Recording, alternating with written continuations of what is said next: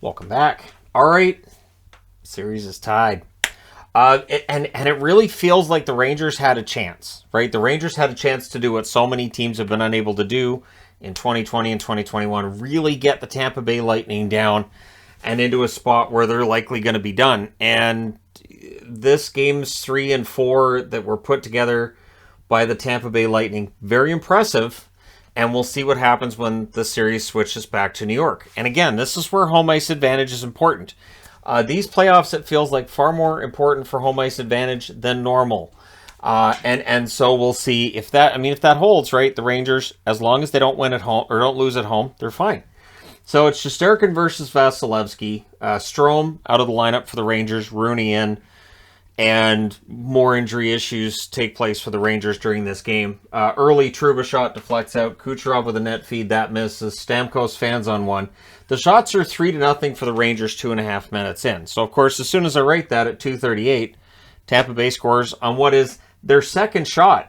Bogosian with the net drive, and then Maroon buries the rebound. So Bogosian gets the assist. Belmar with the secondary assist at 2:38.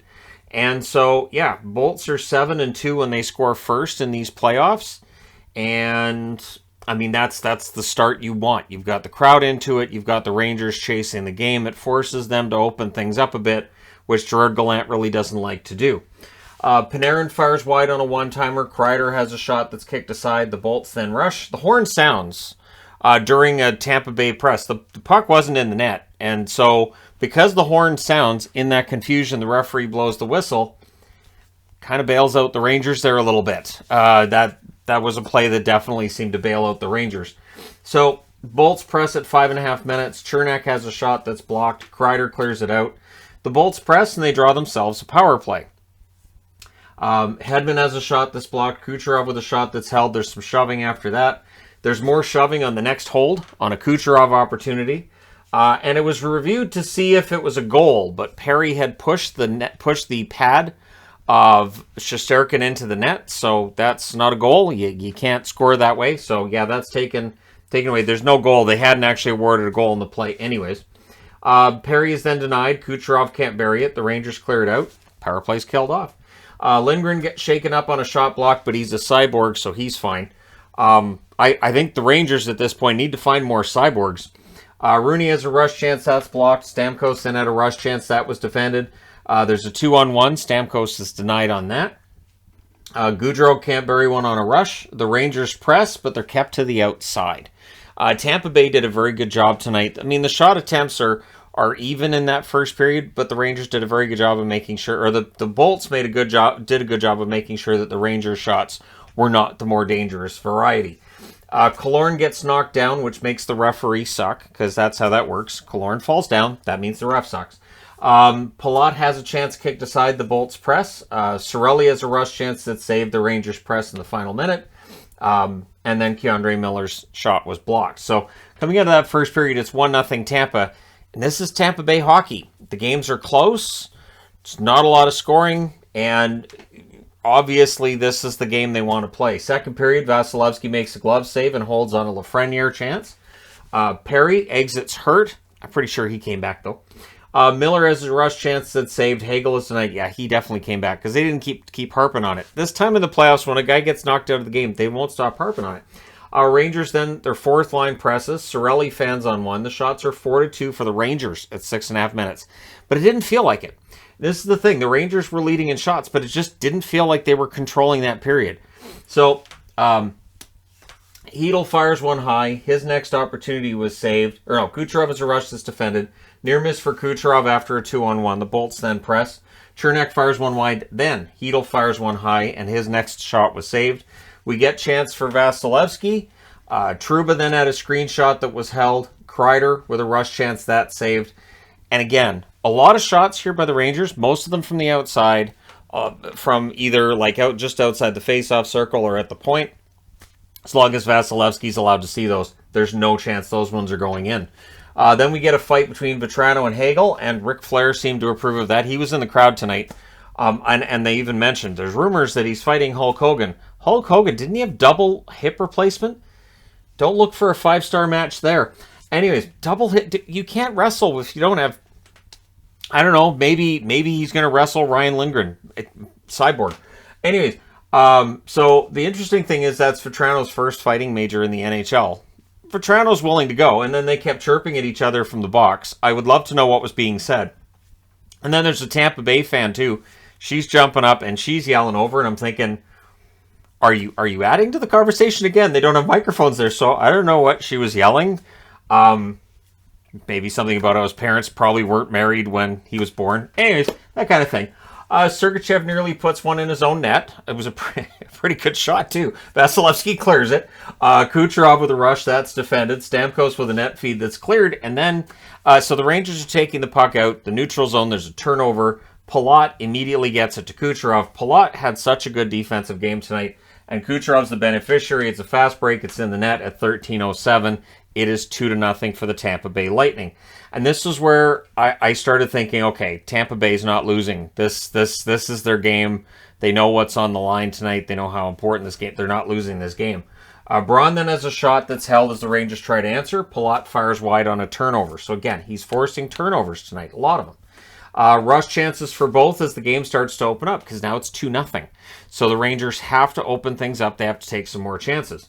The Rangers press with 4.5 minutes left. Lafreniere with a sharp angle shot. That was saved, and the net gets knocked off on the play.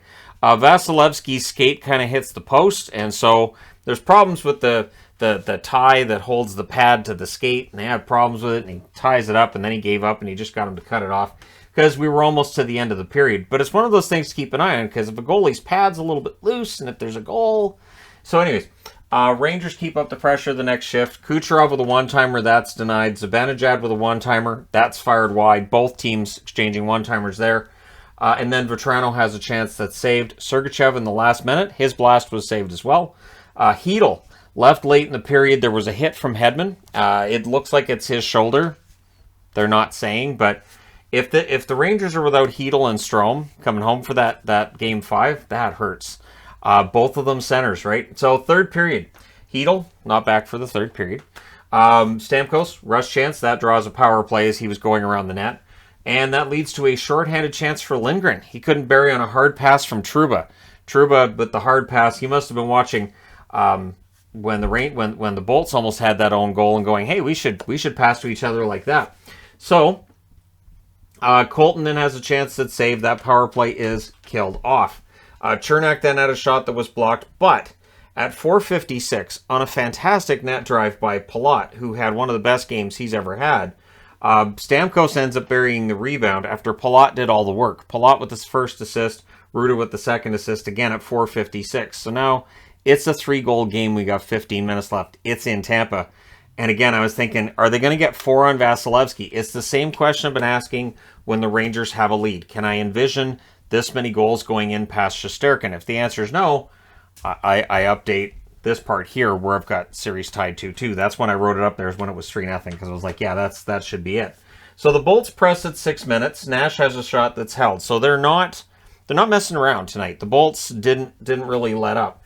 And this is where they announced that Hedl wouldn't return. They're just saying upper body injury, but from the way he hits the boards, it has to be the shoulder, I would think.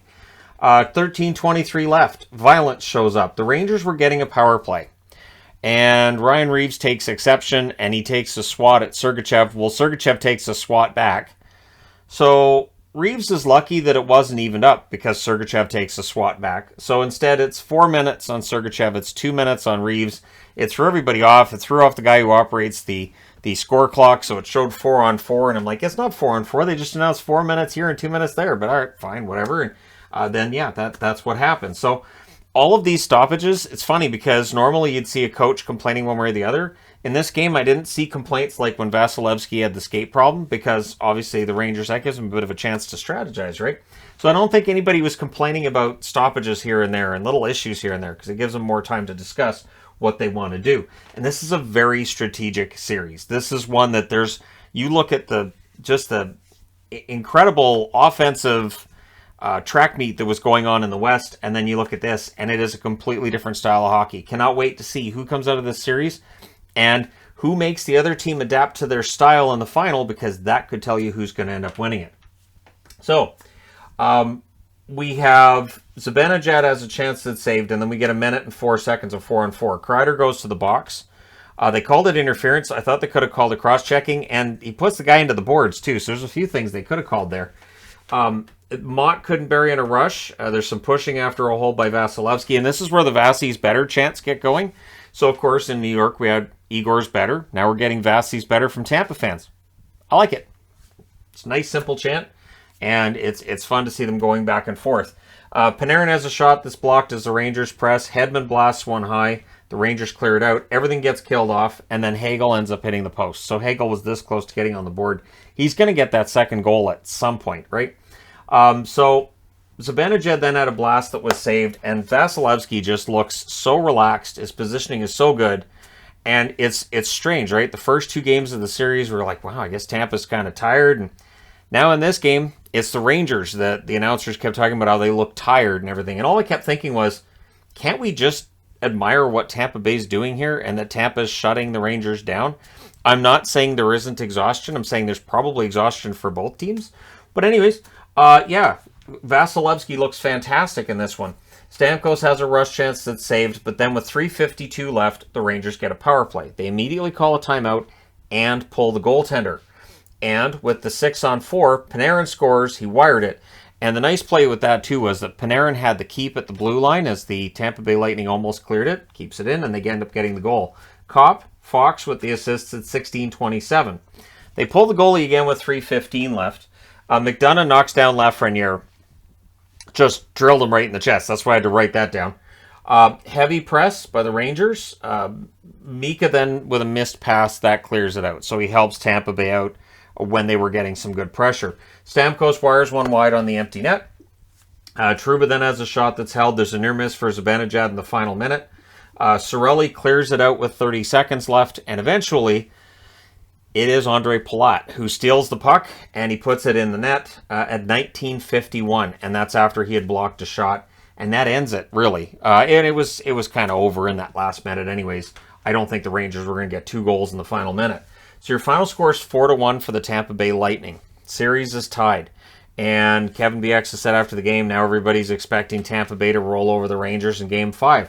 I'm not, because we've seen in terms of home ice that it is a big advantage. We'll find out, I would think, in the first 10 minutes of that Game 5 whether or not the Rangers have that advantage back. But it's been fascinating. The Rangers have been mediocre on the road in the playoffs. They've been excellent at home. We'll see if that continues in Game 5. Can that excellence at home show up again? And can they put Tampa Bay on the brink? Or has Tampa Bay got that momentum, and are they not going to be stopped? So your 3 stars in this one, Vasilevsky, no argument there. Palat and Ruda, no argument with any of that, although Stamkos and Kucherov had excellent games as well. So the shots in this one, 10-8 New York Rangers in the first, 12-7 Rangers in the second, 15-12 Tampa Bay in the third. The final shots are 34-30 for the Rangers, which is a little bit deceptive. Tampa Bay really did shut things down nicely. Power plays, the Rangers 1 for 2. Tampa Bay 0 for 3. The hits 35-27 for the Rangers. Shesterkin saves 26 out of 29. 26 out of 29 because the fourth is the 30th. And there you go.